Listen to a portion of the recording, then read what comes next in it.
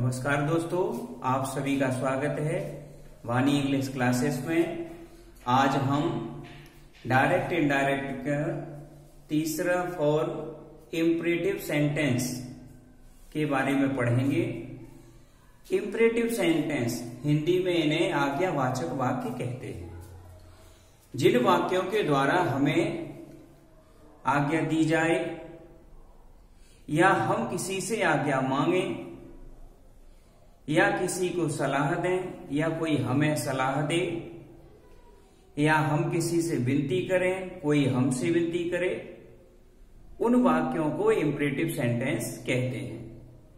इन वाक्यों को indirect speech में बदलते समय अनेक प्रकार के परिवर्तन करते हैं।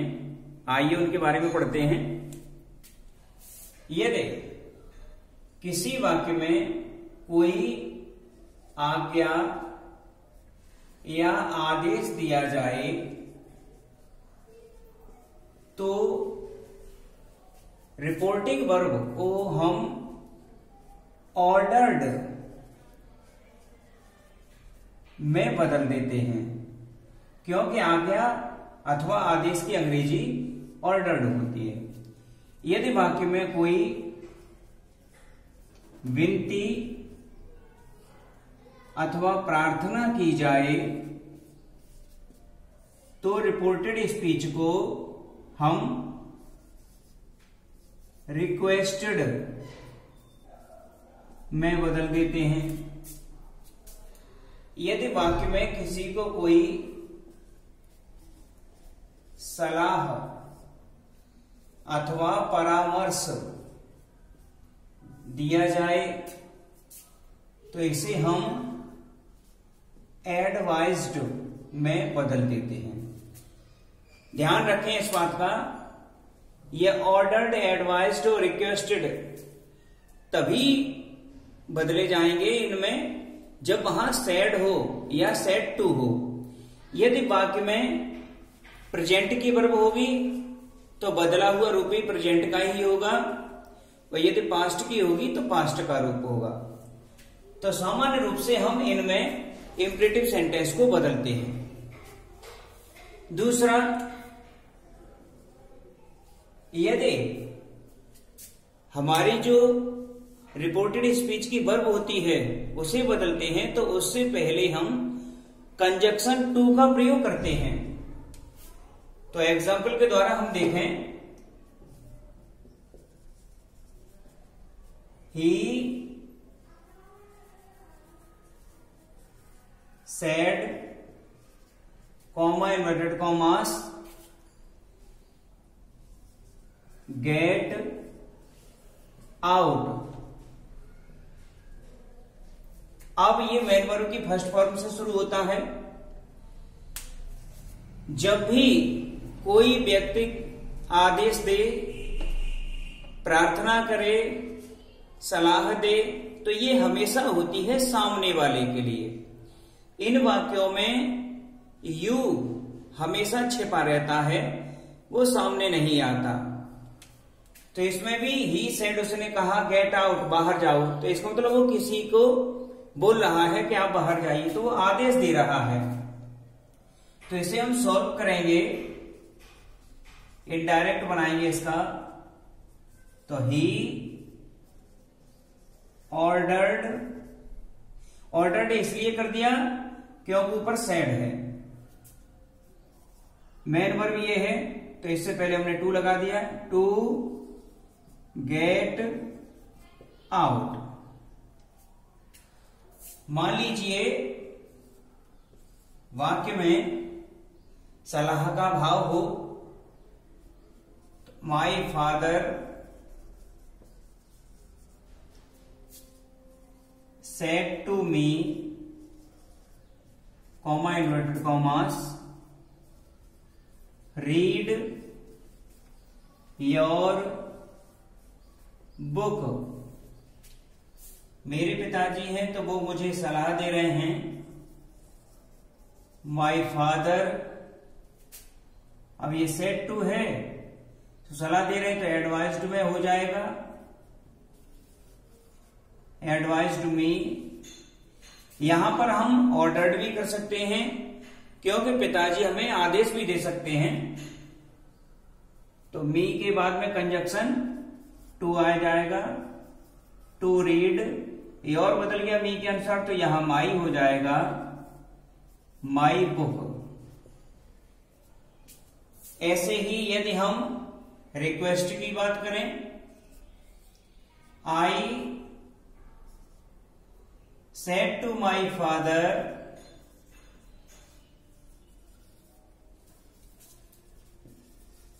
कॉमा इन्वर्टेड कॉमास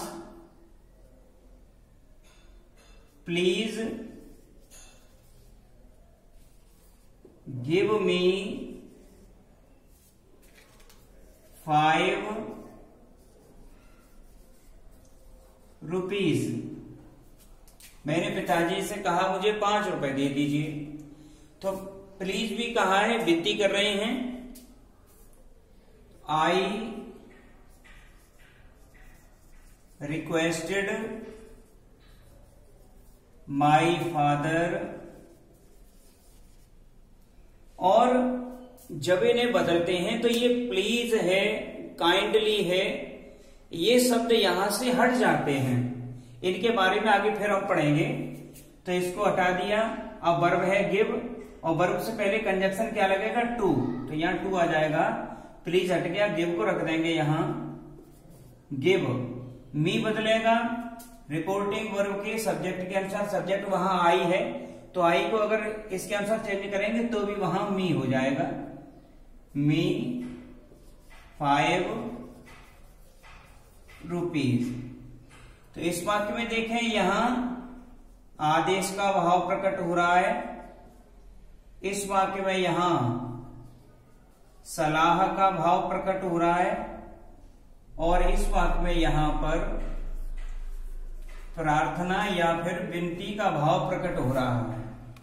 तो हम रिपोर्टेड स्पीच के भाव के अनुसार ही रिपोर्टिंग वर्ब को चेंज करते हैं। हम रिपोर्टेड स्पीच को पढ़ लेते हैं, उसका भाव समझते हैं, और ये देखने का प्रयास करते हैं कि इसमें किस चीज को बताया गया है, आदेश है, विनती है, या फिर कोई परामर्श है।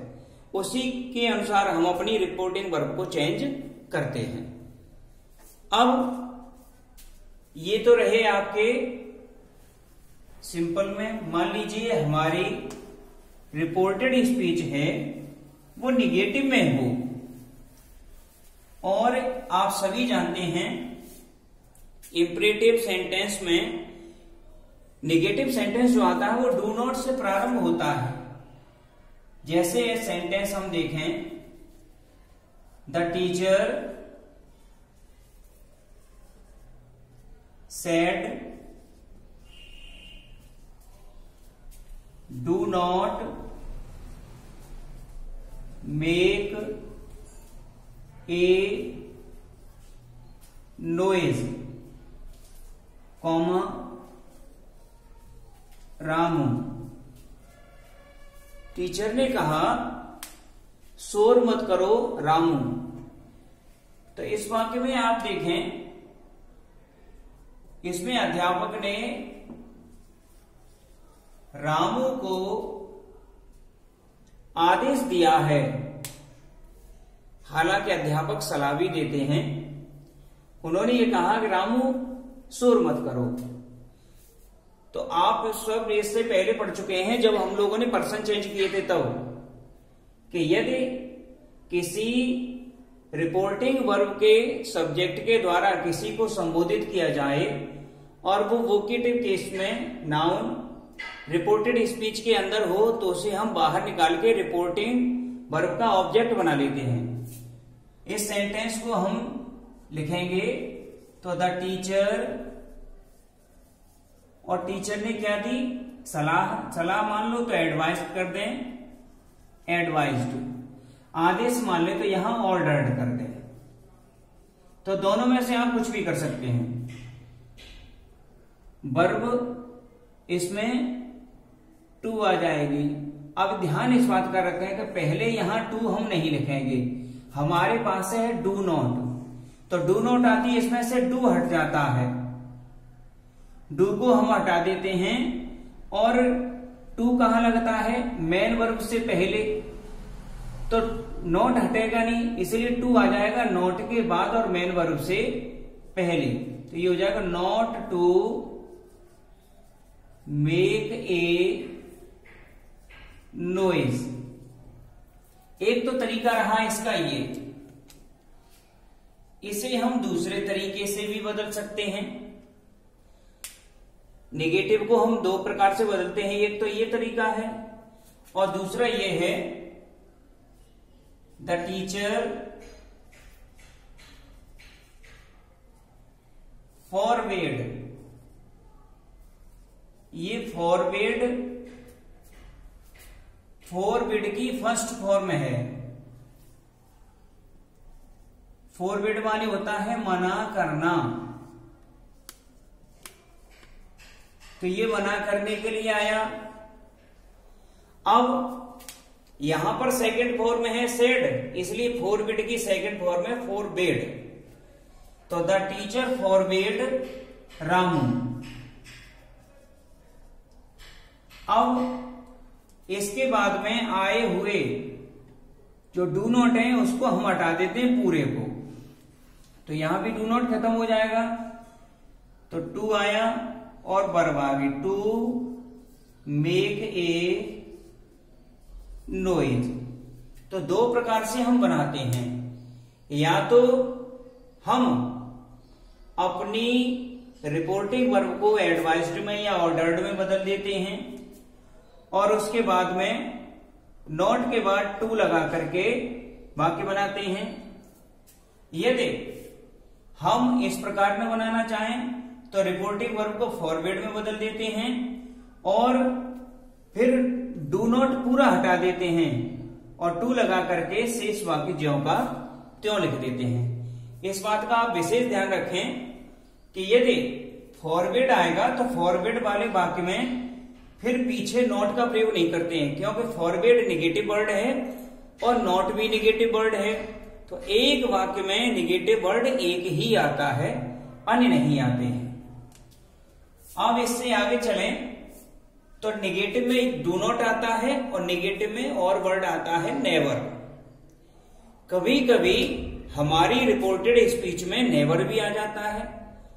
तो नेवर वाले वाक्य को हम किस प्रकार बनाते हैं, इसी को फिर से एक बार देख लें। The teacher said to the students, comma inverted commas, never tell a lie. अध्यापक ने छात्रों से कहा कभी झूठ मत बोलो। तो जब इस वाक्य को बनाएंगे तो द टीचर,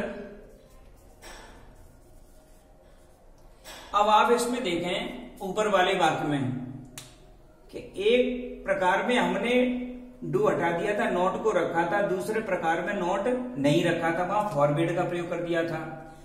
तो नॉट हट भी जाता है और लग भी जाता है, लेकिन नेवर वाले वाक्य में ऐसा नहीं है। इसमें नेवर हमेशा बना रहेगा, यह हटेगा नहीं।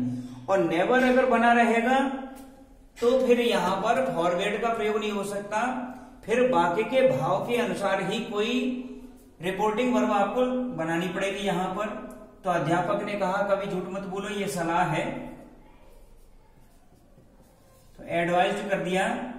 The teacher advised the students, never आ गया, नेवर, और वर्ब कहां लगती, टू कहां लगती है, वर्ब से पहले, तो टू आ जाएगा, टू टेल ए लाई। इस बात का ध्यान रखें कि टू हमेशा मेन वर्ब की फर्स्ट फॉर्म से पहले लगता है। इस प्रकार हमारा जो सेंटेंस बना, the teacher advised the students never to tell a lie. अगर इस सेंटेंस में आपने एडवाइज्ड की जगह पर फॉरवर्ड का प्रयोग किया तो ये सेंटेंस बिल्कुल गलत हो जाएगा, क्योंकि फॉरवर्ड आ गया और नेवर भी आ गया। एक वाक्य में आपने दो निगेटिव वर्ड्स का इस्तेमाल किया है जो बिल्कुल गलत है। तो इस तरह से इस बात का विशेष ध्यान रखें कि नेवर आएगा तो फॉरवर्ड कभी नहीं आएगा। तो इस तरह से हम अपने इंपरेटिव सेंटेंसेस को इनडायरेक्ट स्पीच में बदल देते हैं।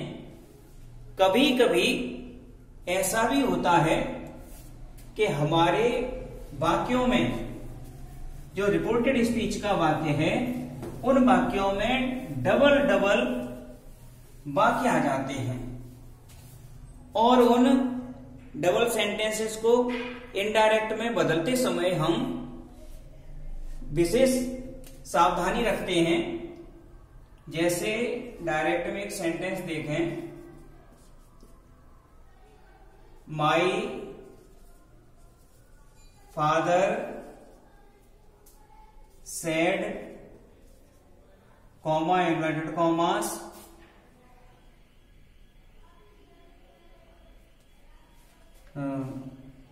get up early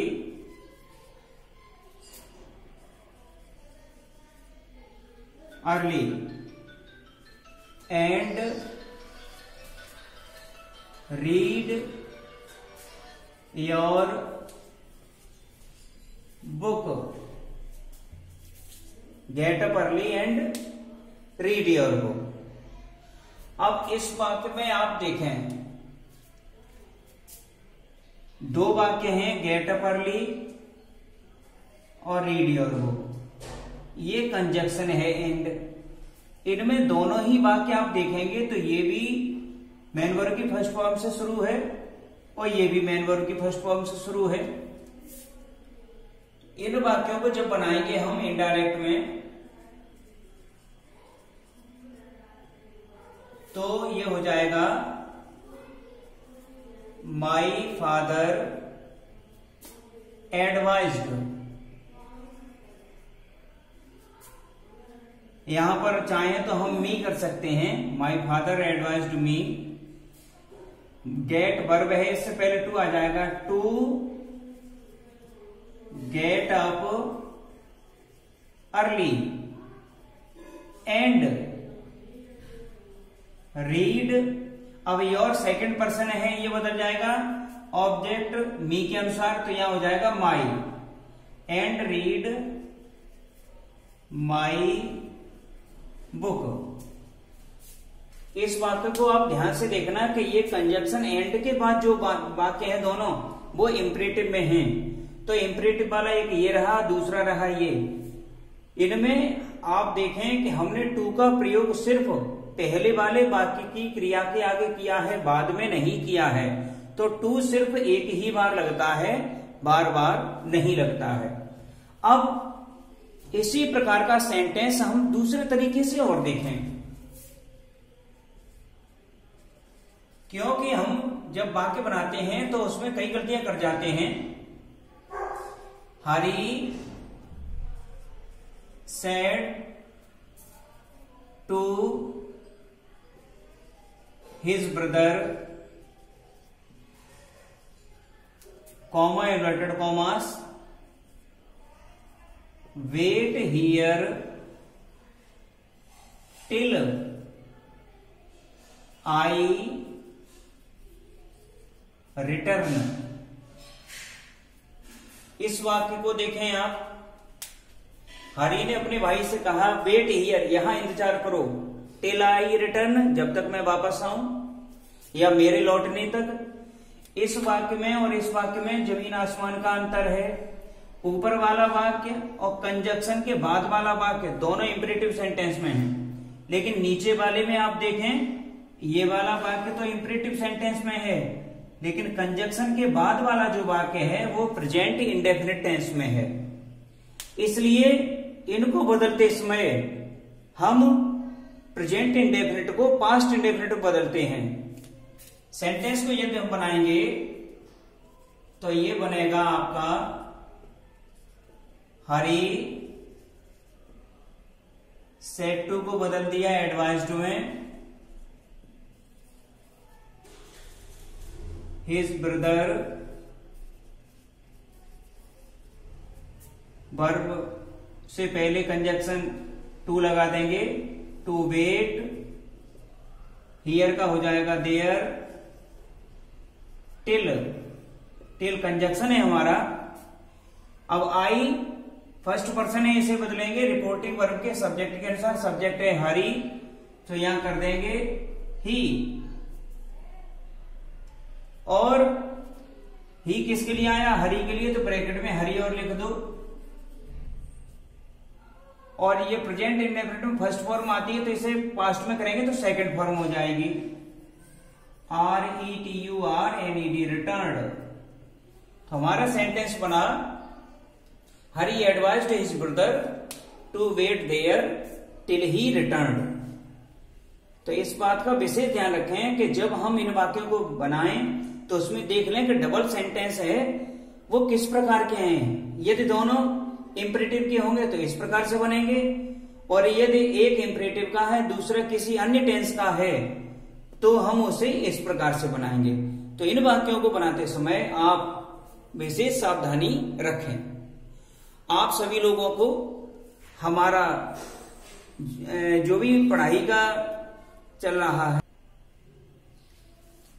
आप सभी लोगों से निवेदन है कि हम लोग जो पढ़ते जा रहे हैं उसका साथ साथ रिवीजन भी करते जा रहे हैं, और कभी कभी हम अपनी बुक को भी देख लें। वैसे तो यह है कि जो एक्सरसाइज हम भेज रहे हैं उसे भी आप करते जाएं, और लास्ट ईयर की आपकी जो बुक्स हैं उनको भी एक बार आप रिवाइज जरूर करें, क्योंकि उन बुक्स में भी वही रूल्स हैं और वही एक्सरसाइज हैं, तो उनको भी देखते चलें।